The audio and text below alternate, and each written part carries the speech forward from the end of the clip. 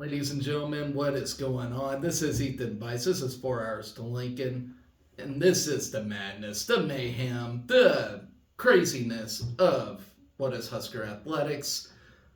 Today's show, I do want to preview what's to come for Friday and Sunday. Friday, men's basketball takes on South Carolina State.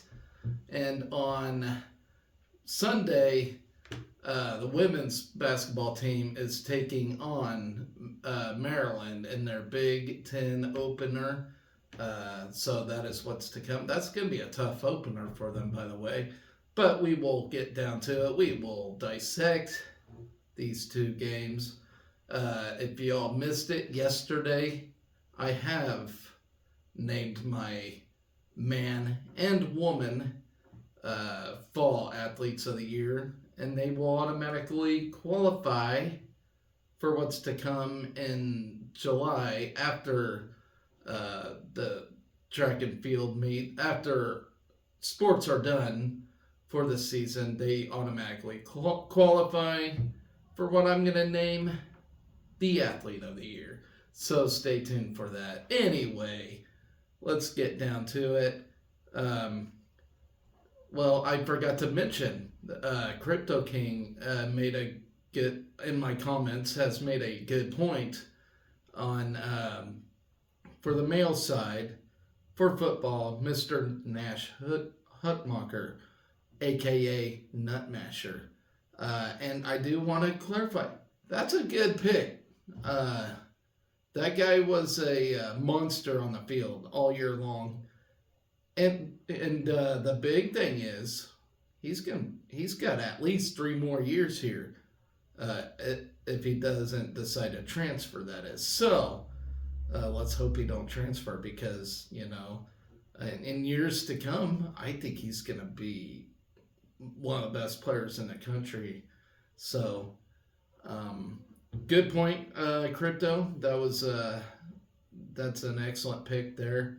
He's going to be an awesome player for us in years to come. So, let's get down to it. Before I do, please like and subscribe to my show, as it would help me in the future to be able to do this for a living. That would be awesome. But if you don't want to see me do this for a living, I guess don't subscribe. But either way, I still enjoy doing this show. Let's get down to it. Let's start with the ladies as they take on Maryland on Sunday. So, without further ado, let me pull it right up, if I can. So the ladies are struggling a bit. Their last game was against KU where they just got blown away at Allen Fieldhouse. But let me say something here. KU's looking really good, and I think they're going to have a great team this year. I really do. KU themselves hasn't started out very well. But let me clarify this. Allen Fieldhouse is a very tough place to play, whether it's men or women's basketball. As a guy that lives here in Kansas, I fully understand. People are crazy about KU basketball here. I'm not so much. But their fan base and passion for basketball here, I will say this, they are loyal fans here, and they don't really jump ship when things go to shit. So I will respect them for that. They are very passionate fans. Although I don't really remember a bad KU season. They always got winning seasons. I don't even remember last time they had a losing season. So whether it's for men or women. So let's talk about Maryland, our Big Ten opener. Gonna be a pretty wild game in my opinion. So they tip off at 1:30 p.m. Central Time, and it'll actually be on the Big Ten Network. So not Big Ten Plus or anything. It looks like it'll be on the Big Ten Network. So that's good news for those that can't afford streaming services and whatnot. Um, let's see. So we're still at the NET records or NET rankings number 21. So that's very good news as far as looking for the NCAA postseason play and whatnot. That's very good news. Um, so it comes to show that our schedule's been pretty stout. Um, we had a 5-game winning streak before KU snapped it. Where this is very interesting, they were number 43 in the NET rankings. So,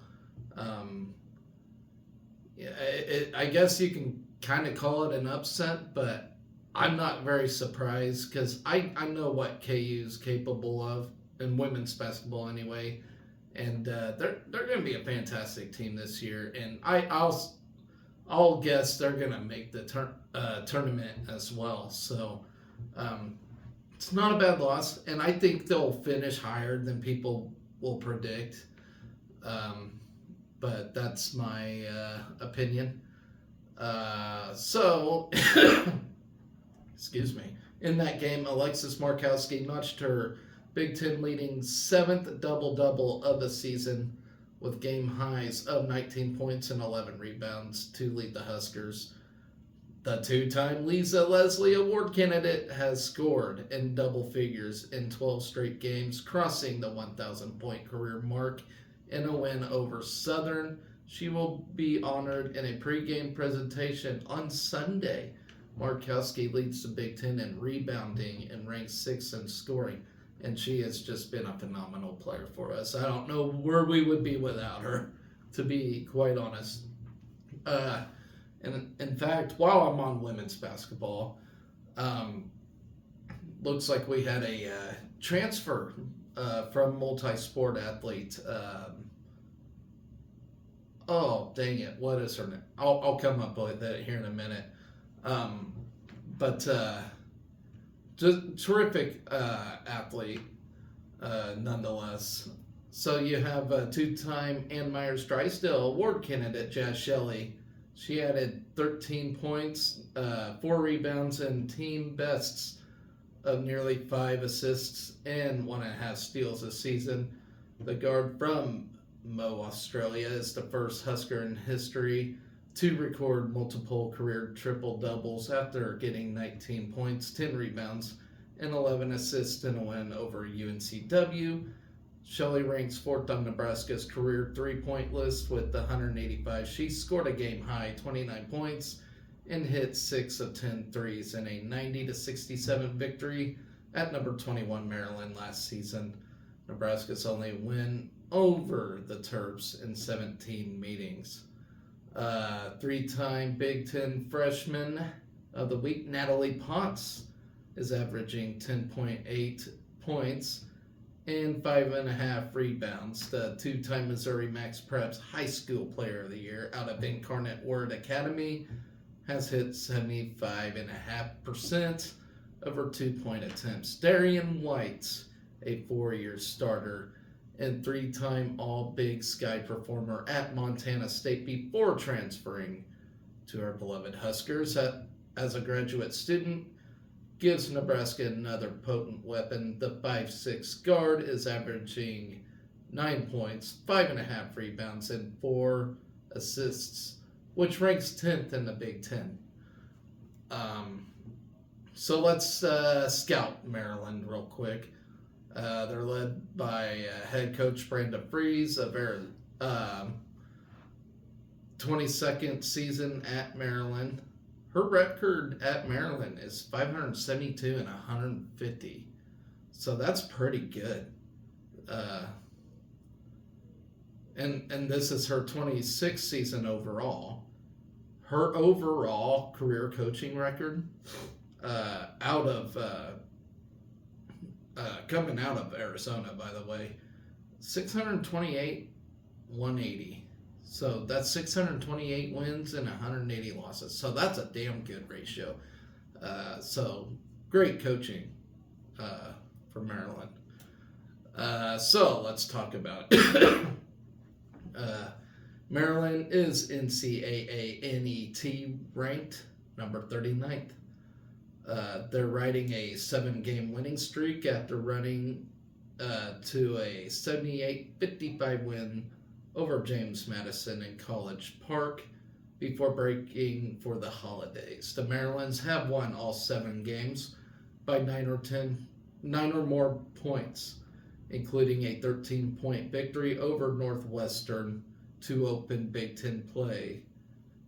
Sunday's game will mark the first time in 18 meetings with Maryland that the Terrapins will be unranked in the Associated Press Top 25. While the Terps are not currently in the polls, they would be 29th in the WBCA/USA Today rankings. More importantly, Maryland is still one of the Big Ten's most explosive and athletic teams, averaging 81, nearly 82 points per game. The Terps also lead the Big Ten in total rebounds at 43.8 boards per contest. All Big Ten junior Cheyenne Sellers leads Maryland in every major statistical category. The 6'2 guard ranks 5th in the Big Ten in scoring, 15th in rebounding, 5th in assists, 6th in steals, and 16th in blocks. She is shooting 39.5% from three-point range and nearly 86% from the free throw line. Sellers was the 2022 Big Ten Sixth Player of the Year as a freshman before earning first-team All-Big Ten honors from the conference media as a sophomore. She had 20 points and 11 rebounds in number 11 Maryland's 69-54 win over us. In Lincoln last season, Sellers had 21 points and 8 boards and when they were ranked number 20th, 90-67 loss to the Huskers in College Park. She is coming off a 29.8 rebound, 6 assist effort over James Madison. Then you got graduate Brene Alexander. She is the only other Terp to start all 12 games along Sellers. The 6-foot guard is averaging nearly 10 points and 4 rebounds while leading Maryland with 31 three-pointers. She averaged 9 points per game. In her first season with the Terps last year, Alexander spent her first 4 seasons at Vanderbilt. The 2019 SEC All-Freshman selection averaged 15 points per game for the Commodores as a senior in 2021-2022. She had 14 points and hit a trio of threes against the Huskers in the Terrapin loss last season. You have another graduate, Faith Moniuis, has served into the starting lineup recently. The 6'1 guard forward is averaging 7 points and 4 boards while ranking second on the team with 3 assists. She started both games against Nebraska last year and averaged 8 points, 5.5 rebounds, and 2 assists in the series split with the Huskers. You have redshirt junior Ali Quebec has also taken on a starting role for the Terps. The 6'2 forward is averaging 10 points and 5 rebounds this season after missing the entire last season with an ACL injury suffered in preseason. Quebec was a third-team All-Colonel Athletic Association player as a sophomore at Towson in 2021-2022, averaging 15 points and 6 rebounds. She scored 17 points against her old team on December 12th, which followed another 17-point effort in a Big Ten win over Northwestern. Then you have Bree McDaniel rounds out Maryland's probable starting 5. The 5'10 sophomore ranks second among the Terps in scoring with 11 points per game. She also ranks second on the team in steals and third in assists. Over the last 5 games as a starter, McDaniel is averaging 14 points, 5.5 rebounds, and 3 assists, including 15 points and 9 rebounds. Last time out in the win over James Madison, Jackie Brown Turner started the first 11 games for Maryland before missing the James Madison game. The 6-foot graduate and North Carolina State transfer is averaging 10.5 points and 5 rebounds per game on the season. As a sophomore for the Wolfpack in 2021, Brown Turner was an AP Honorable Mention All-American, averaging 13.5 points and 5 rebounds to earn first team All-ACC honors. Freshman Riley Nelson and Emily Fisher are the only Terps who have come off the bench for all 12 games. Graduate guard Lavender Briggs, who has battled lower body injuries during her career, has missed the last 5 games for the Terps, but was hopeful for a return after the holiday break. Briggs has averaged 6 points and 5.3 rebounds this season in 7 starts. Last season, she averaged 5.5 points and 5.5 rebounds in 2 games with the Huskers. So there you have it. That is the Maryland Terps.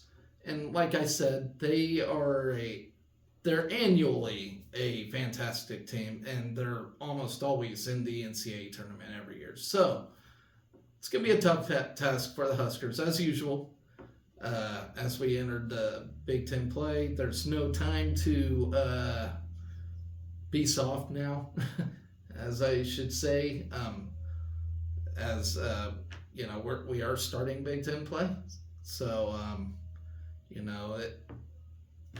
no time for softness, no time for weakness. It's all hands on deck from here. You're playing for conference seeding, tournament seeding, everything. So good luck to the ladies. So before I move on to the men's game against, I forgot who will play. We'll look at that in a minute. Before I move on to that, though, I did want to discuss the transfer portal. As it sucks. I hate it. I'm not a fan of the transfer portal, and I'm not really a big fan of the NIL, but I'm not going to get too involved with that. But I was just reminded, we had some transfers, and I know one on this basketball team / volleyball team,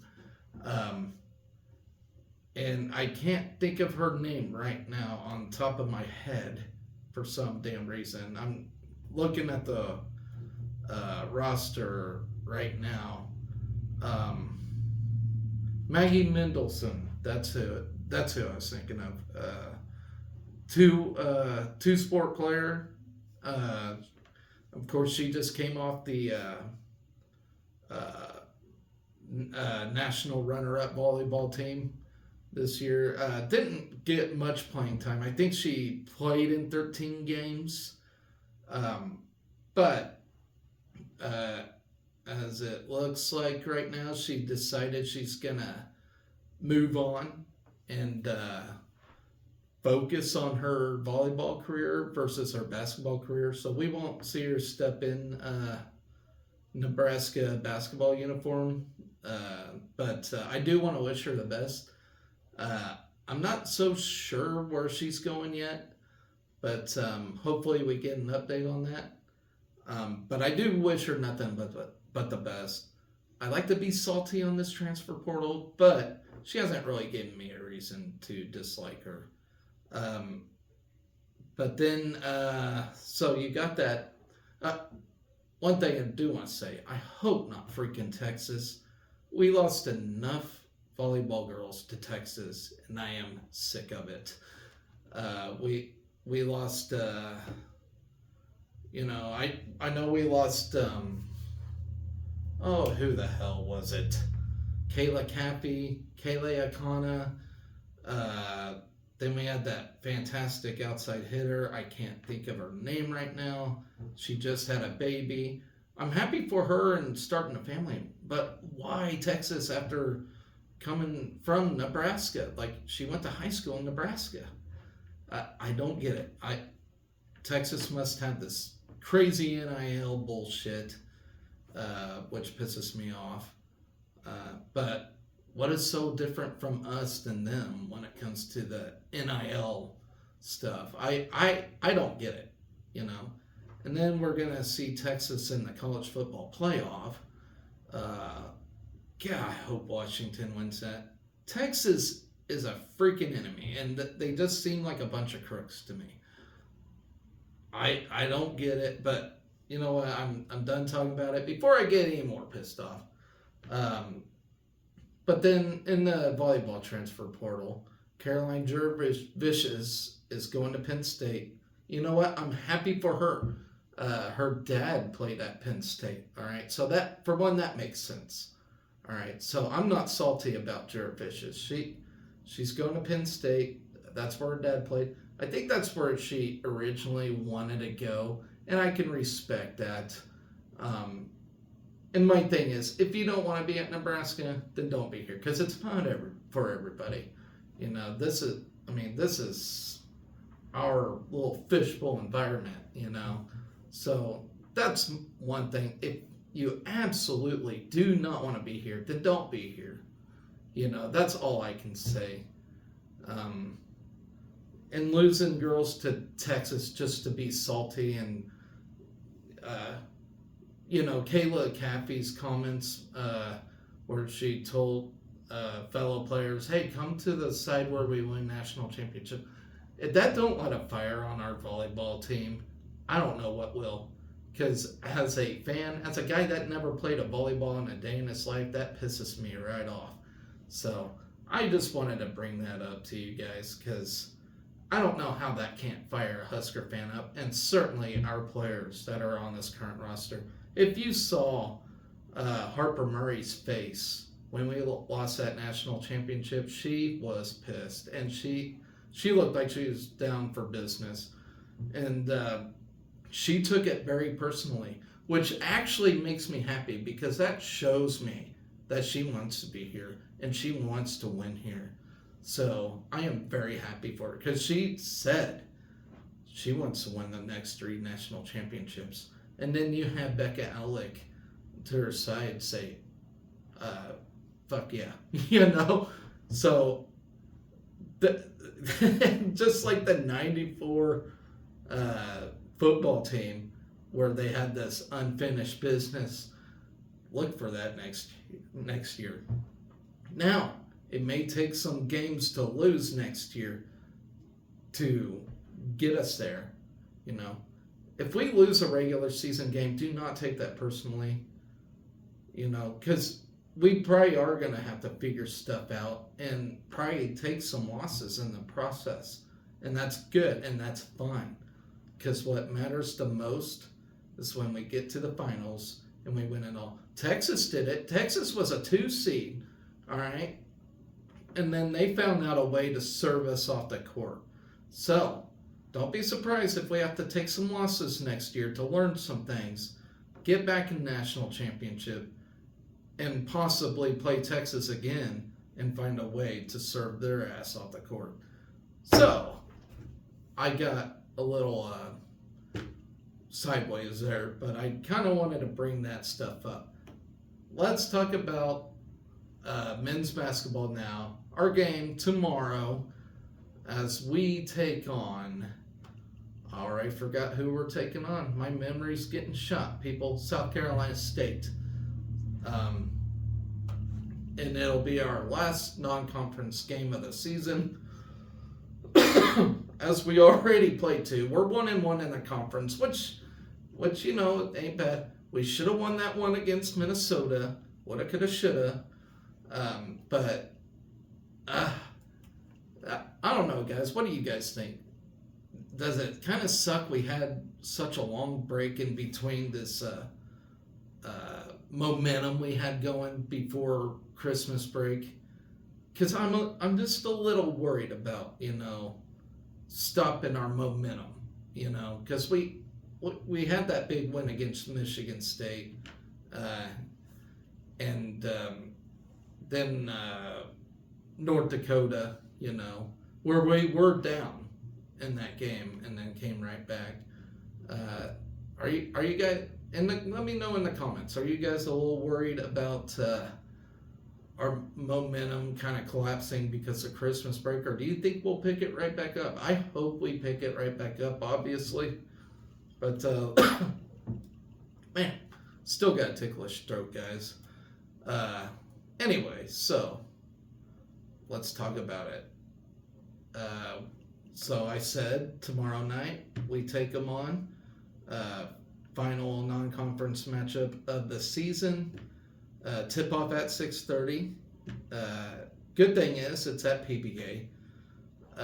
So we come off a 9-day break following an 83-75 win over North Dakota. And that was like our last sport we played in a while. So it's been a freaking minute since we had any Husker sports going on. Could have probably this week had we made a bowl game in football, but, it is what it is. We rallied, as I mentioned, from a 14-point second half deficit by scoring 51 points and shooting 58% from the floor in the final 20 minutes. C.J. Welcher led 6 Huskers in double figures with a season high of 16-point effort, including 4 of 6 from three-point range, while Juwan Gary posted his second straight double-double with 12 points and 12 rebounds. Welcher has given the Huskers scoring punch off the bench in recent weeks, averaging 9 points per game on 48% shooting over the last 4 games. He is also shooting 50% from three-point range in that span. His 16-point outburst was not only a season best, but also the 4th time this season that a Husker reserve led the team in scoring. So, it shows we have great bench players, obviously. A win over South Carolina State on Friday will cap one of the most successful non-conference slates in school history. Nebraska has finished non-conference play with only one loss, only 4 times since World War II. South Carolina State begins a 2-game road trip on Friday and comes off a 101-84 win over Bruton Parker on December 22nd. The Bulldogs, who are playing their 10th road game of the season, are led by Davion Everett, who averages 10.5 points and 7 rebounds per game. And I should have took a damn cough drop before this show. What was I thinking? Anyway, let's scout this team real quick.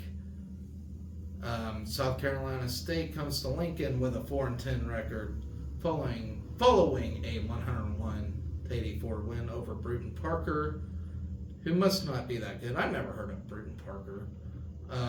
In that game, I already told you about Davion Everett. He came off the bench first time this season, had 21 points and 12 rebounds in 24 minutes of work.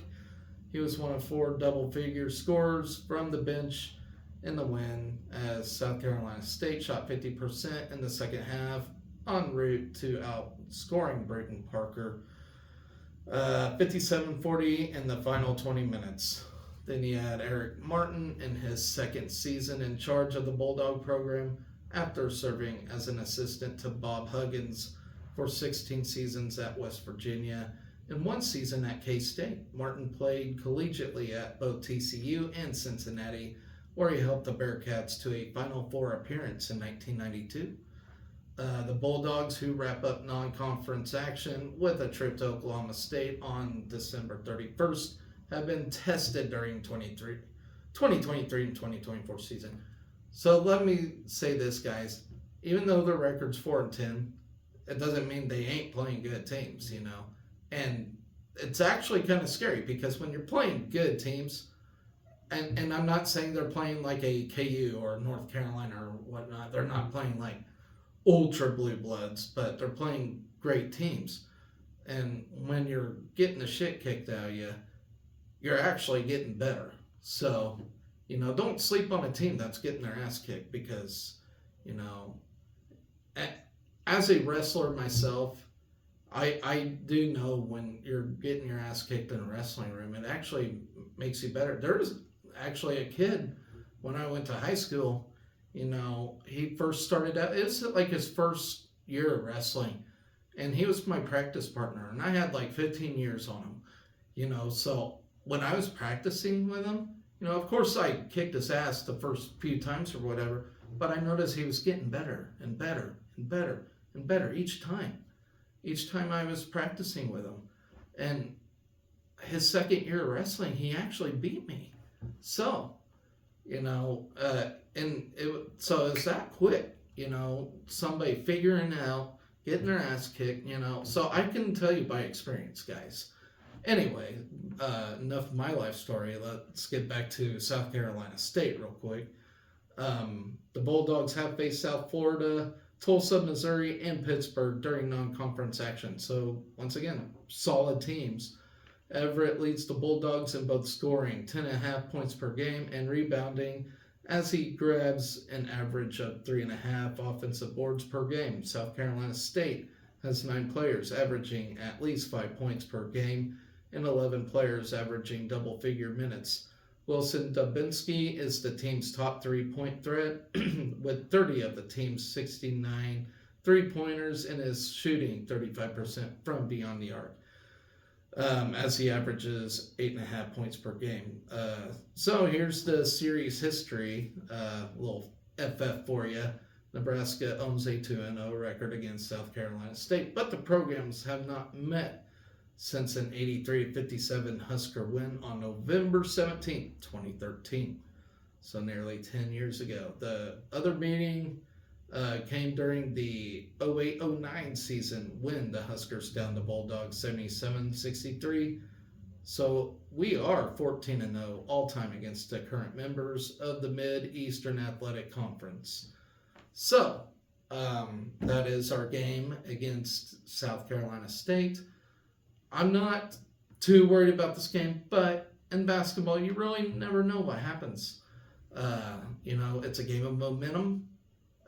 Right now, this team has a little more momentum on their side because they played a more current game. We're coming off a 10-day holiday break, so our guys got to get back into basketball mode. And I don't know when their last practice was. I'm sure they were practicing shooting around, but as far as live action goes, it's been a minute. So, don't be surprised to see us a little rusty and whatnot. But man, the momentum we had after we beat K-State, Michigan State, then North Dakota, and then the momentum just stops because of the holiday break, those damn holiday breaks. It's almost like halftime for the season, So now the real season begins. Can we continue that momentum? Can we continue to be warmed up? We'll see about that. Hopefully Rienk Mast is back. That is one question I do have because we don't seem to be as great of a team without Rienk Mast. I mean, we learned to win without him against North Dakota, but that was North Dakota. That wasn't against a better school. I mean, North Dakota ain't bad, and I ain't taking anything away from them, but without Rienk Mast, we were a different team. But at the same time, it seemed like there in the second half, we started figuring it out without him. So if we are without Rienk Mast, hopefully we can do what we did against North Dakota. But God forbid, I hope we have him back by the time we start Big Ten play because we're going to need him. And we're going to need him healthy. And that's key. If he comes back, is he going to be 100%? And we need him 100%. Might have to take a few losses if he ain't 100%. So, and I want all our guys 100% for sure. So, there's a lot of questions right now for this basketball team. We played one game without Rienk Mast. We looked crappy in the first half, but seemed figured out in the second half. Will we keep it figured out? as time goes on? And that's a solid question. So, anyways, guys, that is my preview for men and women's basketball. Men tomorrow, women Sunday. So, I will be back Sunday evening ish to recap those games and talk about what's to come next week. We don't have a sport till Wednesday after Sunday. So these two basketball games are it for the week. And as I said, guys, I hope you all enjoyed your holiday break and ate some good food and whatnot. But I'm going to sign off here and upload this, and hopefully it won't take 5 hours to do so. So stay tuned, guys. On Sunday, I will recap these two games. Always remember to be excellent to each other. Go Big Red.